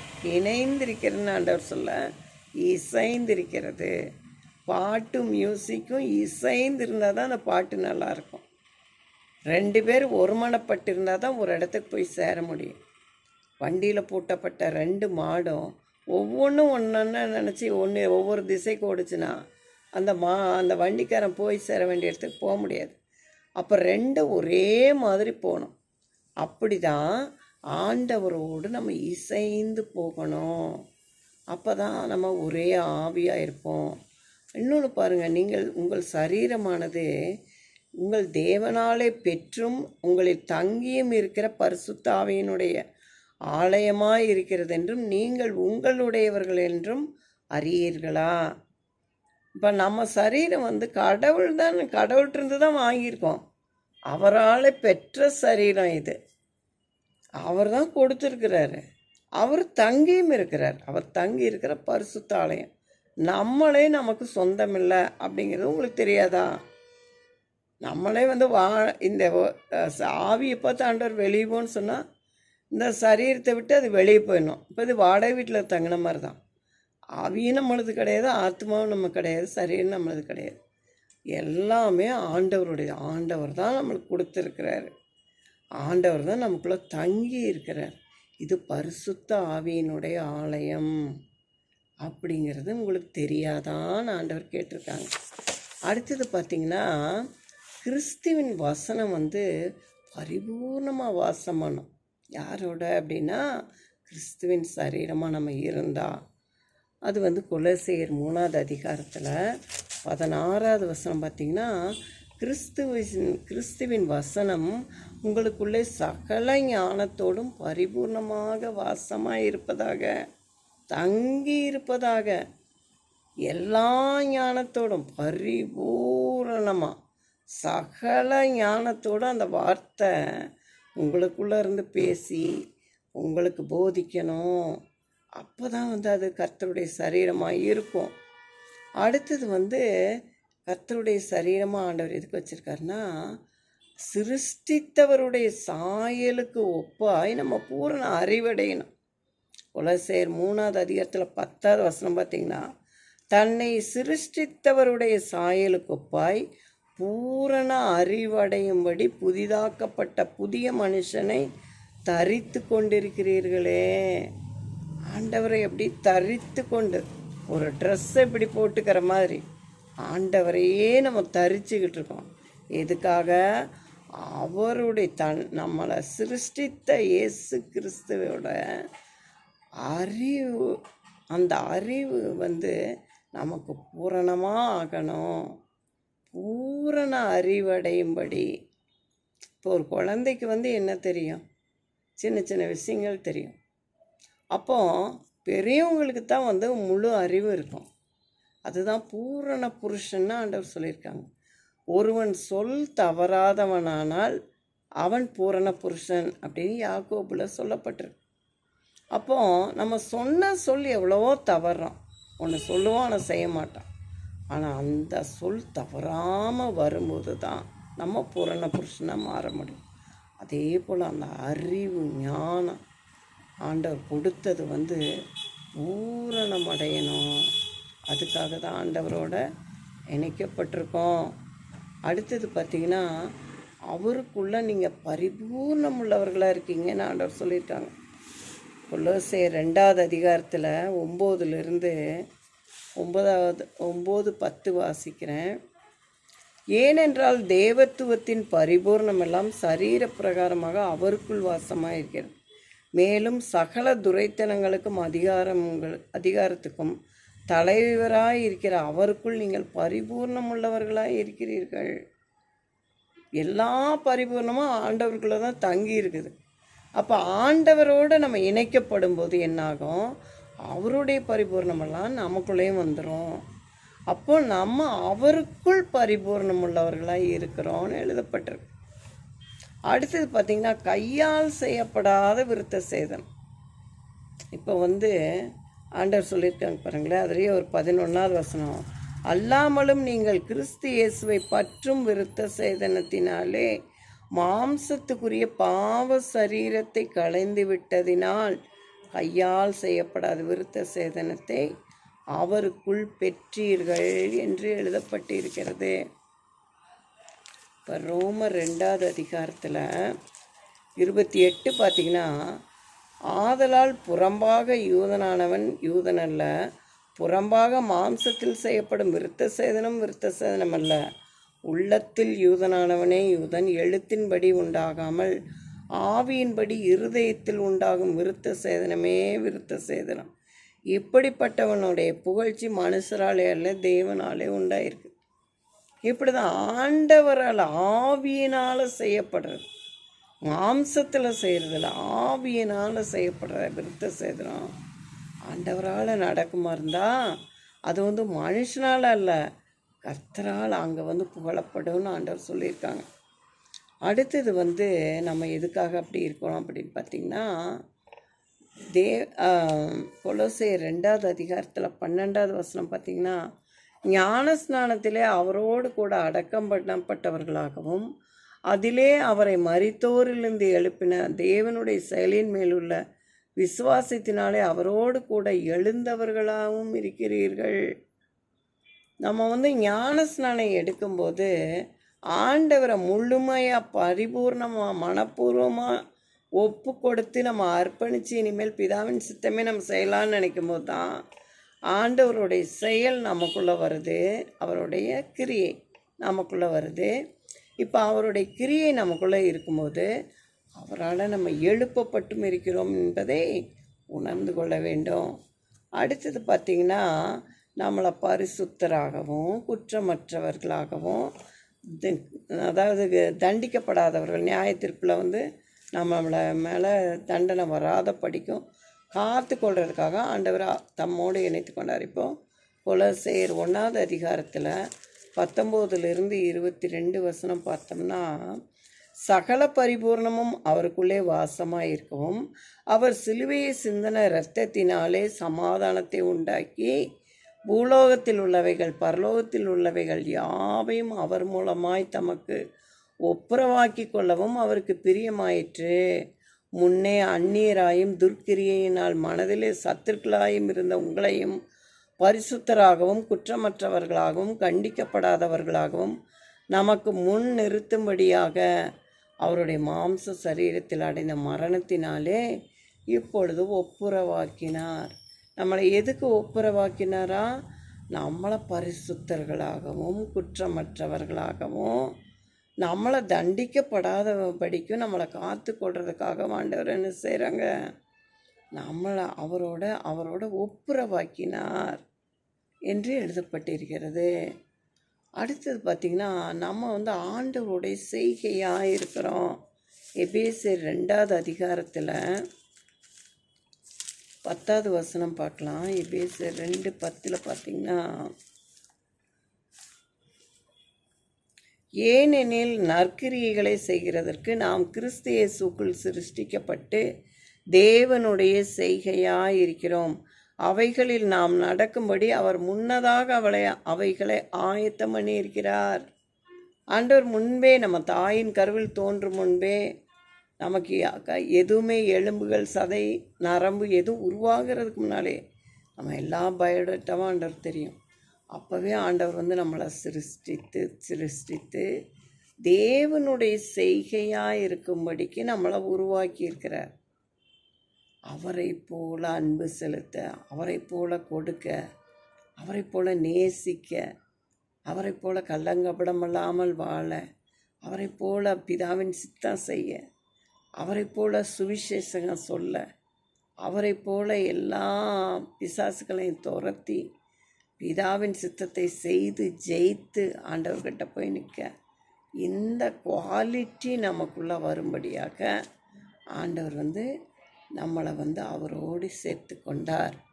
அடுத்தது பார்த்திங்கன்னா, நாம் பரிசுத்தவான்களோட ஒரே நகரத்தாரும் தேவனுடைய வீட்டாரும் அப்போஸ்தலர் தீர்க்கதரிசி அவங்க மேலே கட்டப்பட்ட ஒரு கல்லாகவும் ஆண்டவர் கொண்டு போகிறார். அதுக்காக தான் இப்போ பார்த்திங்கன்னா, எபேசியர் 2வது அதிகாரத்தில் 18லிருந்து 22 வசனம் பார்க்கலாம். அந்தப்படியே நாம் இரு திறத்தாரும் ஒரே ஆவியினாலே பிதாவினிடத்தில் சேரும் ஸ்லாக்கியத்தை அவர் மூலமாய் பெற்றிருக்கிறோம். ஆகையால் நீங்கள் இனி அந்நியரும் பரதேசிகளுமாயிராமல் பரிசுத்தவான்களோட ஒரே நகரத்தாரும் தேவனுடைய வீட்டாருமாயிருந்து அப்போஸ்தலர் தீர்க்கதரிசிகள் என்பவர்களுடைய அஸ்திவாரத்தின் மேல் கட்டப்பட்டவர்களுமாய் இருக்கிறீர்கள். அதற்கு இயேசு கிறிஸ்து தாமே மூளைக்கல்லாய் இருக்கிறார்.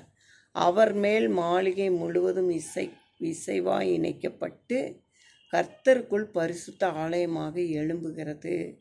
அவர் மேல் நீங்களும் ஆவியினாலே தேவனுடைய வாசஸ்தலமாக கூட்டி கட்டப்பட்டு வருகிறீர்கள். ஆண்டவர் என்ன சொல்லியிருக்காங்கன்னா, இனிமேல் நீங்கள் அந்நியர் பரதேசிகளுக்கு கிடையாது, நீங்கள் பரிசுத்தவான்களோட ஒரே நகரத்தார், தேவனுடைய வீட்டார், தேவனுக்கு சொந்தமானவர்கள். அப்போது அந்த மாதிரி இருக்கிறனால அப்போஸ்தலர் தீர்க்கதரிசிகளெல்லாம் ஆண்டவர் அவரோடு சேர்த்து கட்டியிருக்கிறார். அந்தபடி நம்மளையும் ஆண்டவரோடு இயேசு கிறிஸ்துவோடு சேர்த்து மாளிகை மாதிரி இசைவாய் இணைக்கப்பட்டு பரிசுத்த ஆலயமாய் தேவனுக்குள்ளே எழும்புகிறது. ஏன்னால் தேவன் தங்கி இருப்பார். இப்போ தேவனுடைய ஆலயம் நம்ம இருக்கிறோம். அப்போ தேவனுடைய ஆலயம் பரிசுத்தமாக இருக்கணும். பரிசுத்தந்தான் ஆலயத்தின் அலங்காரமாக இருக்கிறது. எப்பவும் பரிசுத்தமாக இருக்கணும். பரிசுத்தங்கிறது தேவன் நமக்குள்ளார நம்ம அசுத்தங்களை நீக்கும்போது தான் அது பரிசுத்தமாக மாறும். அதை நம்ம ஒப்பு கொடுக்கணும். ஆண்டவர்கிட்ட மனப்பூர்வமாக ஒப்பு கொடுக்கும்போது தேவன் நமக்குள்ளே நமக்குள்ள கிரியை செய்து சுத்திகரித்து நம்மை புதிதாக மாற்றுவார். அடுத்தது பார்த்திங்கன்னா, நம்ம முதற் பலன்களாவதற்கு தேவன் நம்மை அப்படி சிருஷ்டித்தார். யாக்கோபு 1வது அதிகாரத்தில் 18வது வசனம் பார்க்கலாம். அவர் சித்தங்கொண்டு தம்முடைய சிருஷ்டிகளில் நாம் முதற் பலன்களாவதற்கு நம்மை சத்திய வசனத்தினாலேயே ஜெனிப்பித்தார் என்று எழுதப்பட்டிருக்கிறது. அவருடைய விருப்பம் என்னன்னா, நம்ம அவர் உருவாக்கின சிருஷ்டிகள் எல்லாத்துலேயும் இதுதான் எனக்கு பெஸ்ட் அப்படின்னு சொல்லி கொஞ்சம் பேரை எடுக்கிறார். முதற் பலன்களாக எடுக்கிறார். அப்படி எடுத்து அது முதற் பலனை அடையணும். எப்படின்னா, சரீரத்தில் உயிர் தெழுதல், அதாவது நம்ம ஆவி சரீரம் பரிசுத்த மாம்சத்தோடு, அதாவது நமக்கு இன்னொரு சரீரம் வரும், ஆவிக்குரிய மாம்சம் வரும். அப்போ அந்த மாம்சத்தோடு நம்மளும் ஆண்டவரை போல் எழுந்திருக்க கொஞ்சம் பேருக்கு வாய்ப்பு கொடுப்பாங்க. அதுதான் முதலாம் உயிர்த்தெழுதல். முதலாம் உயிர்த்தெழுதலில் ஆண்டவருக்கு சொந்தமானவர்கள், இரத்த சாட்சிகள், இந்த மாதிரி ஊழியம் செய்து அதில் பிரச்சனைகள் கஷ்டங்களெல்லாம் சகித்தவங்க, இந்த மாதிரி கூட்டத்தை ஆண்டவர் என்ன செய்வார், முதலாம் உயிர்த்தெழுதலில் பங்குள்ளவன் பரிசுத்தவானும் பாக்கியவானுமாக இருக்கிறான்னு ஆண்டவர் சொல்லியிருக்காங்க. அப்படிப்பட்ட பரிசுத்தவான்களை தான் ஆண்டவர் எடுப்பார். அது முதல்ல பலன் அடைஞ்சிருது, தான் முதற் பலன். பிரயாசப்பட்டு பயிரிடுகிறவன் முந்தி பங்கடைய வேண்டும் என்று எழுதப்பட்டிருக்கு.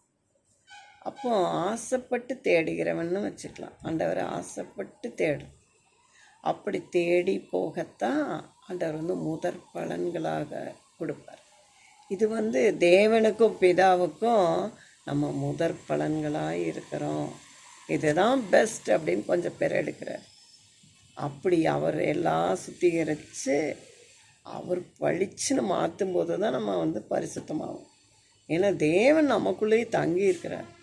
நம்ம நடுவில் கழண்டுட்டு போனோம்னா இதெல்லாம் போயிடும். அதனால் நிலைச்சிருக்கணும், ஆண்டவரோடு நிலைச்சிருக்கணும். அப்போ தான் ஆண்டவர் தங்கி நம்மளை மாற்றிக்கொண்டு இருக்க முடியும். ஒவ்வொரு நாளும் ஆண்டவர் பரிசுத்தத்தின் மேலே பரிசுத்தமானவர் நம்ம விட்டு கொடுத்துட்டே இருக்கணும். நம்மளை அர்ப்பணிச்சுக்கிட்டே இருக்கணும், ஒப்பு கொடுத்துக்கிட்டே இருக்கணும், நம்மளை மாற்றிக்கிட்டே இருக்கணும். ஆண்டவர் சொன்னதுக்கு இசைந்து போகணும், அவருடைய வழியில் இசைந்து நடக்கணும். அப்போ தான் இதெல்லாம் நடக்கும், முழுமையாகும். அடுத்தது பார்த்திங்கன்னா, நம்ம அறிவு கட்டாத அந்த அன்பை அறிந்து கொள்ளவும் ஆண்டவருடைய மாம்சமாக அவருடைய சரீரமாக நம்ம இருந்தால் நமக்கு அந்த அறிவு கட்டாத அன்பு, தேவனுடைய அன்பின் அகலம் ஆழம் உயரம் எல்லாத்தையும் அறிந்து கொள்ள கிருபை வரும். இப்போ பார்த்திங்கன்னா, எபேசியர் 3வது அதிகாரத்தில் 16லேருந்து 19 வசனம் வாசிக்கிறேன். முதல்ல 12 வாசிக்கிறேன். அவரை பற்றும் விசுவாசத்தால் அவருக்குள் நமக்கு தைரியமும் திட நம்பிக்கையோடு தேவனிடத்தில் சேரும் ஸ்லாக்கியமும் உண்டாயிருக்கு. இப்போது நமக்கு விசுவாசமும் திட நம்பிக்கையும் இருக்கணும்னா ஆண்டவர் நமக்குள்ளே கிரியை செய்யும்போது நமக்கு ரொம்ப நம்பிக்கை அதிகமாகும். ஆண்டவர் நம்மோட இருக்கிறார், அவர் உயிரோடு இருக்காருன்னு கான்ஃபிடெண்ட்டாக நம்ம இருதயம் நம்போம். அப்படி இருதயம் நம்புறனால தான் நம்ம ஆண்டவர்கிட்ட போய் சேர்கிற பாக்கியமும் நமக்கு கிடைக்கும். இன்னொன்று பார்த்தீங்கன்னா, நீங்கள் அவருடைய ஆவியினாலே உள்ளான மனுஷனில் வல்லமையாய் பலப்படவும், விசுவாசத்தினாலே கிறிஸ்து உங்கள் இருதயங்களில் வாசமாயிருக்கவும், நீங்கள் அன்பிலே வேரூன்றி நிலை பெற்றவர்களாகி சகல பரிசுத்தவான்களோடு கூட கிறிஸ்துவினுடைய அன்பின் அகலமும் ஆழமும் நீளமும் உயரமும் இன்னதென்று உணர்ந்து அறிவு கட்டாத அந்த அன்பை அறிந்து கொள்ள வல்லவர்களாகவும் தேவனுடைய சகல பரிபூர்ணத்தாலும் நிறையப்படவும் அவர் தமது மகிமையின் ஐஸ்வர்யத்தின்படியே உங்களுக்கு அனுக்கிரகம் பண்ண வேண்டும் என்று வேண்டிக் கொள்கிறேன் எழுதப்பட்டிருக்கு. இப்போ அந்த அறிவு கெட்டாத நம்ம ஆண்டவர் நம்ம மேலே வச்ச அன்பு நம்ம மூளைக்கே எட்டாது, அவ்வளவு அன்பு வச்சுருக்கார். அந்த அன்பை அறிந்து கொள்றதுக்கு நம்ம மகிமையின் ஐஸ்வர்யத்துக்குள்ளே இருந்தால் தான் முடியும். அப்போ ஆண்டவர் இயேசு கிறிஸ்துக்குள்ளே இருக்கும்போது அந்த அன்பை அறிந்து கொள்ளவும் தேவனுடைய சகல பரிபூர்ணத்தாலும் நம்மளை நிரப்பப்படவும் அவருடைய மகிமையின் ஐஸ்வர்யத்தின்படியே நமக்கு அனுக்கிரகம் கிடைக்கும். ஆண்டவர் அதை செய்வார். அடுத்தது பார்த்திங்கன்னா, தலையாகி கிறிஸ்துக்குள் நம் வளரும்படியாக சரீரமான சபையாக இருக்கிறோம். எபேசியர் 4வது அதிகாரத்தில் 11-15 வசனங்கள். மேலும் நாம் அனைவரும் தேவனுடைய குமாரனை பற்றும் விசுவாசத்திலும் அறிவிலும் ஒருமைப்பட்டவர்களாகி கிறிஸ்துவினுடைய நிறைவான வளர்ச்சியின் அளவுக்கு தக்கதாக பூரண புருஷராகும் வரைக்கும் பரிசுத்தவான்கள் சீர்பொருந்தும் பொருட்டு சுவிசேஷ ஊழியத்தின் வேலைக்காகவும் கிறிஸ்துவின் சரீரமான சபையானது பக்தி விருத்தி அடைவதற்கும். இப்போ பக்தி விருத்தி அடையணும், அதிகரிச்சுக்கிட்டே இருக்கணும். பக்தி, ஆண்டவர் மேலே உள்ள பக்தி அதிகரிக்கணும். அதுக்கும் நம்ம விசுவாசம் அறிவு இதில் தேவனோடு ஒருமைப்பட்டவர்களாகி கிறிஸ்துவினுடைய நிறைவான வளர்ச்சி அளவுக்கு பூரண புருஷராக மாறணும், முழுமை அடையணும். அப்படி அடையிறக்கும் ஆண்டவர் இந்த வேலையில் நம்ம சபை சரீரமான சபைக்கு பக்தி விருத்தி அடைவதற்கும் அப்படி செய்தார். அதனால் 15 எழுதியிருக்கு, அன்புடன் சத்தியத்தை கை கொண்டு தலையாகிய கிறிஸ்துவுக்குள் எல்லாவற்றிலேயும் நாம் வளர்கிறவர்களாய் இருக்கும்படியாக அப்படி செய்தார். நம்ம ஆண்டவரை பின்பற்றி போகிறது ஆண்டவர் மேலே இவ்வளோ அன்பு வச்சுருக்காரேன்னு அந்த அன்பை தொடர்ந்து அவரை பின்பற்றி அன்பாக சத்தியத்தை அன்புடன் கை கொண்டு அவரை பின்பற்றி அவருக்குள்ள வளர்கிறதற்காக ஆண்டவர் அப்படி செய்கிறார். ஆண்டவர் நம்மளை எப்படி நேசிக்கிறாருங்கிறத நம்ம விளங்கவும் நம்ம எவ்வளோ நம்பிக்கை, நமக்கு அதிக நம்பிக்கை, திட்ட நம்பிக்கை வரும். கடவுள் நமக்குள்ளே இருந்து கிரியை செய்கிறாங்க போது அதிகப்படியான நம்பிக்கை வரும். அந்த நம்பிக்கை நம்ம பக்தி விருத்தி அடைவதற்காகவும் அவராலே சரீரம் முழுவதும் அதற்கு உதவியாக இருக்கிற சகல கணுக்களினாலும் இசைவாய் கூட்டி இணைக்கப்பட்டு ஒவ்வொரு அவயவமும் தன் அளவுக்கு தக்கதாய் கிரியை செய்கிறபடியே அது அன்பினாலே தனக்கு பக்தி விருத்தி உண்டாக்குறதற்கு ஏதுவாக சரீர வளர்ச்சியை உண்டாக்கிறது. இப்போ நம்முடைய சரீரம் முழுவதும் ஆண்டவருக்குள்ளே கட்டப்படுது, ஆண்டவரால் கட்டப்படுது. இப்போ இந்த 2 கையை வச்சு கட்டுற மாதிரி கர்த்தரோடு சேர்த்து ஃபிக்ஸ் ஆகிறோம். அப்படி ஃபிக்ஸ் ஆகிறம்போது நம்ம அவருடைய கை என்ன செஞ்சதோ அதே மாதிரி இந்த கை செய்யணும். அவருடைய கண் எப்படி பார்க்குதோ அப்படி பார்க்கணும். இந்த வாய், ஆண்டவரோட வாய் எப்படி பேசுமோ அப்படி பேசணும்.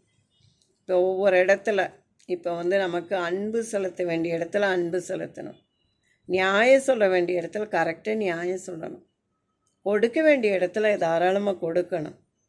இப்படி ஆண்டவர் எப்படியெல்லாம் நடந்தார். சுவிசேஷகம் சொல்லும் போதும் ஆண்டவர் பட்சபாதம் உள்ளவர் அல்ல, முகதாட்சியம் உடையவர் அல்ல, சத்தியத்தை சத்தியமாக போதிப்பார். அந்தப்படி தான் நம்மளும் செய்யணும். அவர் பிதாவின் சித்தம் செய்கிறது அவருடைய போஜனமாக இருந்தது, அதுதான் அவருக்கு உணவாக இருந்தது.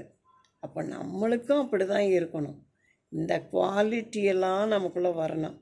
அவருடைய சரீரமாக இருந்தால் அவர் சரீரம் என்னென்னலாம் செஞ்சதோ அதையும் நம்ம செய்கிறவங்களா இருக்கணும்.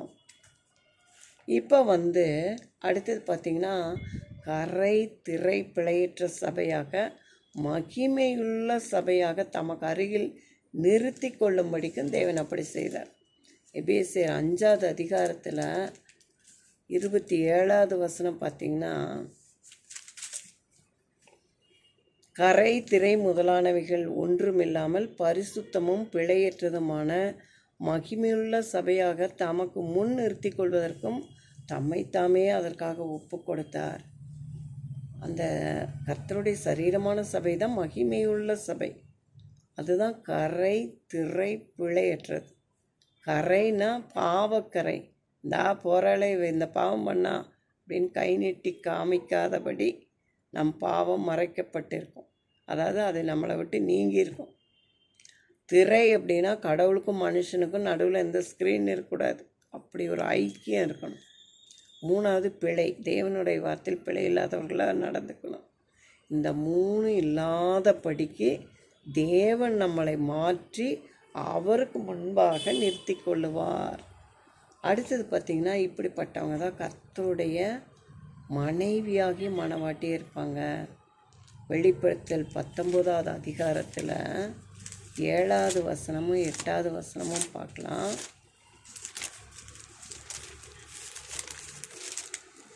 7, 8 பார்த்திங்கன்னா, நாம் சந்தோஷப்பட்டு கலிகூர்ந்து அவருக்கு துதி செலுத்த கடவும், ஆட்டுக்குட்டியான அவருடைய கல்யாணம் வந்தது, அவருடைய மனைவி தன்னை ஆயத்தம் பண்ணினாள் என்று சொல்ல கேட்டேன். சுத்தமும் பிரகாசமான மெல்லிய வஸ்திரம் தரித்து கொள்ளும்படி அவளுக்கு அளிக்கப்பட்டது. அந்த மெல்லிய வஸ்திரம் பரிசுத்தவான்களுடைய நீதிகளே. அந்த நீதி தேவன் தான். தேவன் நமக்குள்ளே வாசம் பண்ணுறது தான் நீதி. அவர் உள்ளே போய் தான் நியாயப்பிரமாணத்தின் சட்டத்திட்டங்களையெல்லாம் ஒழித்து அவருக்குள் ஒரே நீதியாகும்படி நமக்கு செஞ்சார். அப்போ தேவனே நமக்கு அலங்காரமாய், தேவனே நமக்குள்ள பரிசுத்தம் பண்ணி நம்மை பிரகாசிக்க வைத்து, அவரே நமக்கு வஸ்திரமாய், அவர் போட்ட வஸ்திரம் பரிசுத்த ஆவி. இப்படிப்பட்ட ஒரு கிருபையுள்ள மணவாட்டியா ஆண்டவர் நம்மளை மாற்றி நிற்க வைப்பார். வெளிப்படுத்தல் 21 10வது வசனம் பார்த்திங்கன்னா, பெரிதும் உயரமான ஒரு பர்வதத்தில் என்னை ஆவியில் கொண்டு போய் தேவனுடைய மகிமையை அடைந்த எருசலேமாகிய பரிசுத்த நகரம். இதுதான் ஆண்டவருடைய மணவாட்டின்னு சொல்லப்படுது.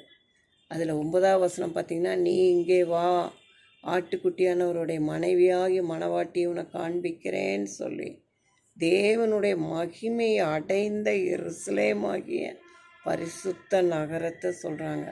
அதுக்குள்ளே வாசம் பண்ணக்கூடிய கிருபை பெற்ற ஜனங்க, அவருடைய சரீரமாக இணைக்கப்பட்டவங்க. ஆண்டவர் ஒரே சரீரமாக இருக்க கிருபை கொடுத்தார். அது எதுக்காகனா, பரிசுத்தமாவதற்கு, பாவம் முற்றிலும் நீங்குவதற்கு, தேவனால் மறுபடியும் பிறப்பதற்கு, அவருடைய அறிவில் அவருடைய விசுவாசம் நமக்கு விசுவாசத்தும் திட நம்பிக்கையும் பெருகி தேவனோடு சேர்வதற்கும், கரை திரை பிழையில்லாதவர்களாய், குற்றமற்றவர்களாய், பரிசுத்தர்களாய், கண்டிக்கப்படாதவர்களாய் அவருக்கு முன்னால் நிறுத்திறக்குந்தான் அப்படி செய்தார் என்பதை நம்ம விளங்கிக்கொள்ளணும். நம்ம ஒவ்வொருவருமே தேவனுடைய அவயவங்கள். ஒவ்வொருத்தர் கண், மூக்கு, வாய், கால், கையின்னு இருக்கிறோம். ஒருத்தர் சரீரமாக இருக்கும். எல்லாம் சேர்ந்ததான் கடவுளுடைய சரீரம். அவர் தலையாக இருக்கிறார். அந்த தலை என்ன நினைக்குதோ அதை இந்த உடம்பு செய்யணும். அதுதான் அதனுடைய கண்டிஷன். ஆண்டவர் செய்ய சொன்னதை அவர் விருப்பத்தை அறிஞ்சு செய்யணும். அதுதான் அவருடைய சரீரமான சபை. இப்போ இந்த சரீரமான சபை என்ன யோசிக்கக்கூடாது, எப்படி நடந்துக்கக்கூடாது அப்படிங்கிறத மட்டும் 2 லைன் பார்க்கலாம். 1 கொரிந்தியர் 11வது அதிகாரத்தில் 29 32 வசனம் பார்க்கலாம்.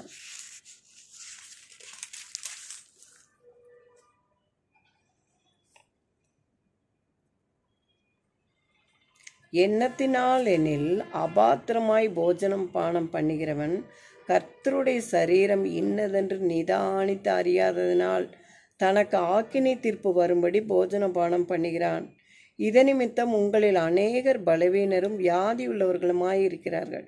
அநேகர் நித்திரையும் அடைந்திருக்கிறார்கள். நம்மை நாமே நிதானித்து அறிந்தால் நாம் நியாயந்தீர்க்கப்படும். நாம் நியாயந்தீர்க்கப்படும் போது உலகத்தோடு ஆக்கினைக்குள்ளாக தீர்க்கப்படாதபடிக்கு கர்த்தராலே சிட்சிக்கப்படுகிறோம் என்றும் எழுதப்பட்டிருக்கிறது. ஏன்னா ராபோஜனம் வாங்கிறது கர்த்தருடைய சரீரமோ கர்த்தருடைய இரத்தத்தையும் வாங்குகிறோம். அப்போ நம்ம அபாத்திரனா தகுதி இல்லாதவனாய் போயிடக்கூடாது.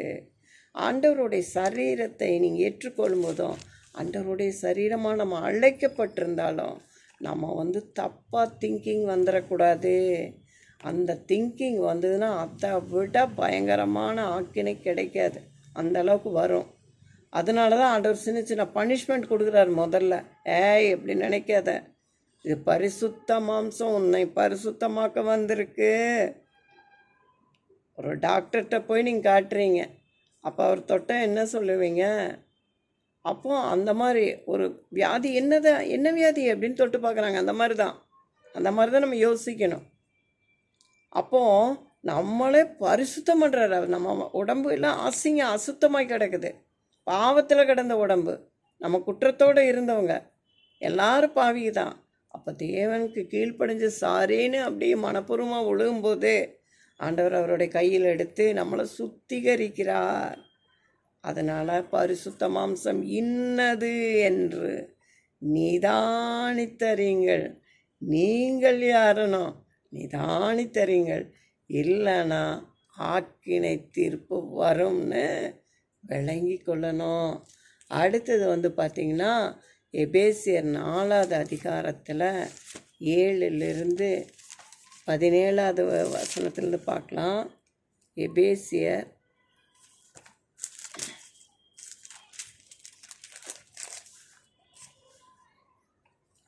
ஆதலால் கர்த்தருக்குள் நான் உங்களுக்கு சாட்சியாக சொல்லி எச்சரிக்கிறது என்னவெனில், மற்ற புறஜாதிகள் தங்கள் வீணான சிந்தையிலே நடக்கிறது போல நீங்கள் இனி நடவாமல் இருங்கள்.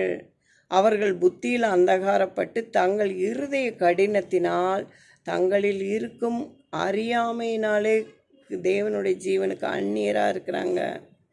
கடவுளுடைய ஜீவன் நமக்குள்ளே கூட நம்ம அவருடைய ஜீவனுக்கு ஏற்றவங்களா சொந்தமாக இல்லாமல் நாம் அந்நியராக போயிடக்கூடாது. எப்படின்னா இருதய கடினம் உள்ளே இருக்கிற இருதயத்தை நான் இப்படி தான் நினைப்பேன், இப்படி தான் பண்ணுவேன்னு நினச்சி அப்படி நினைக்காதீங்க. உங்கள் உள்ளே அந்தகாரப்பட்டு அப்படி பண்ணாதீங்க, புத்தியில் அந்தகாரப்பட்டு அப்படி பண்ணாதீங்க, வீணான சிந்தையிலே நீ நடக்காதீங்க. ஏன்னா நீங்களோ கிறிஸ்து இயேசுவை இப்படி கற்றுக்கொள்ளவில்லை. அவர் போதித்தது வேற. இயேசுவினிடத்தில் உள்ள சத்தியத்தின்படியே நீங்கள் அவரிடத்தில் கேட்டறிந்து அவரால் போதிக்கப்பட்டீர்கள்.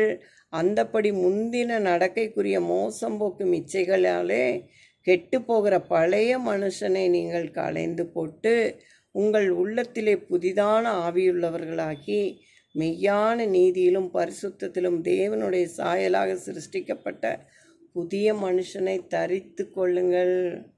நீங்கள் ஆண்டவரை தெரிச்சிருக்கிறீங்க. ஆண்டவர் பரிசுத்த மாம்சம் எப்படிப்பட்டதுன்னு உங்களுக்கு தெரியும். அவர் பாவம் செய்ய வந்தவர் அல்ல, அவர் நம் பாவத்தை போக்கும்படி அவர் கடவுள், நம்ம மனுஷன். அதை விளங்கி கொண்டு புத்தியில் அந்தகாரப்படாமல் கர்த்தருடைய குணத்தை வாங்கிக்கங்க.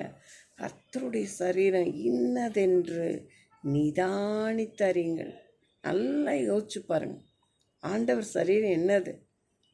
அவர் எப்பேற்பட்டவர்? மகா பரிசுத்தம் உள்ளவர். அவர் தொட்டால் போது நம்ம பரிசுத்தமாயிரும். அதனால தான் அந்த பரிசுத்தம் உள்ளவர் நம்மளை பரிசுத்தராக்கிறதுக்கு தான் வந்தாருங்கிறத விளங்கி கொள்ளுங்க.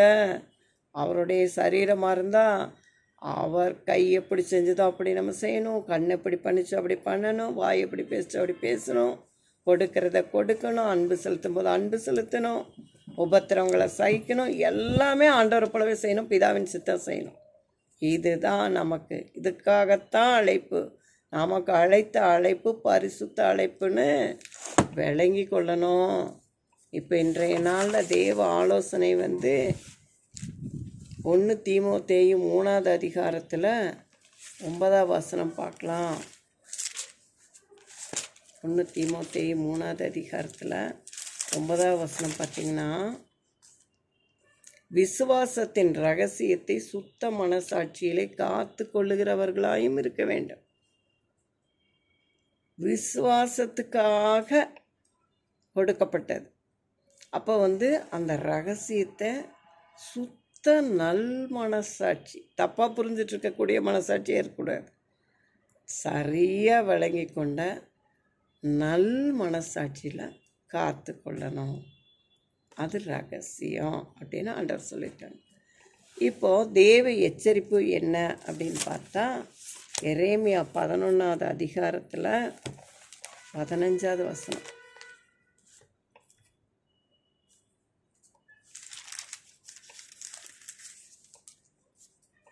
துர்ச்சனரோடு மகா தீவினை செய்யும்போது என் பிரியமானவளுக்கு என் வீட்டில் என்ன இருக்கிறது?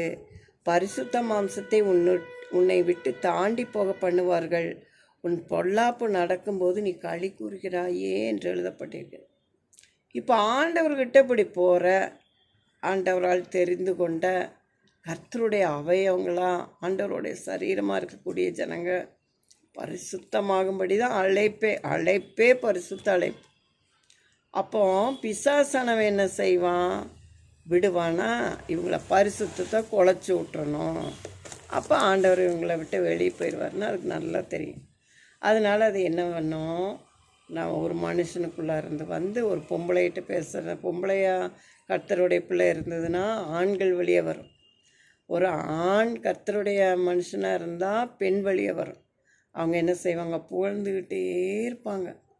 சாத்தான் அந்த மனுஷனுக்குள்ளே தான் புகழ்ந்துக்கிட்டே இருக்கும்போது அப்படியே அந்த மனுஷன் பக்கமோ அந்த பெண் பக்கமோ ஒரு மனுஷன் சாஞ்சிட்டானா அவன் வீணாக போயிடுவான். அதான் ஆண்டவர் சொல்கிறான், பரிசுத்த மாம்சத்தை தாண்டி போக பண்ணுவார்கள். அதுக்கு தான் உனக்கு பொல்லாப்பு நடக்கிறக்கு அப்படி பேசிகிட்டு இருக்கிறானா, நீ அதை களி கூறுகிறாயே, இந்த பேச்சுக்கு நீ மயங்கி போகிறாயே, உன்னை குழியில் தள்ளுறக்கு எல்லாம் ஏற்பாடு நடக்குதே, நரக குழியில் தள்ளுறக்கு இவன் சாத்தன் உன்னை இப்படி தந்திரமாக பேசிகிட்ருக்கானே, அது உனக்கு தெரியாமல் நீ என்னமோ ஏதோ நினச்சி அந்த புகழ்ச்சிக்கு மயங்கி போகிறாயேன்னு ஆண்டவர் வேதனையோடு சொல்லுகிறார். அதனால் பிரியமானவர்களே, கர்த்தருடைய பிள்ளைக வளர்ச்சி அடைஞ்சு கர்த்தருக்குள்ளே போய் சேரும்போது நேரத்தில் கூட இந்த ஒரு பொல்லாப்பில் விழுகிறக்கு வாய்ப்பு இருக்குது. சாத்தான் அந்த டைம் பார்த்துட்டே இருப்பான், எப்படியாவது கிளத்தலாம். நான் அதனால் தெளிந்த புத்தி உள்ளவர்களாக இருந்து இந்த பொல்லாப்புக்கு மயங்காமல் நம் இருதயம், நம் எண்ணங்கள், சிந்தைகள் எல்லாவற்றையும் தேவனுக்கு உள்ளேயே கொண்டு அவரையே நாம் போய் சேர நம் ஒவ்வொருவருக்கும் நம் தேவன் தாமே கிருபையும் தயவும் தருவாராக. ஆமேன்.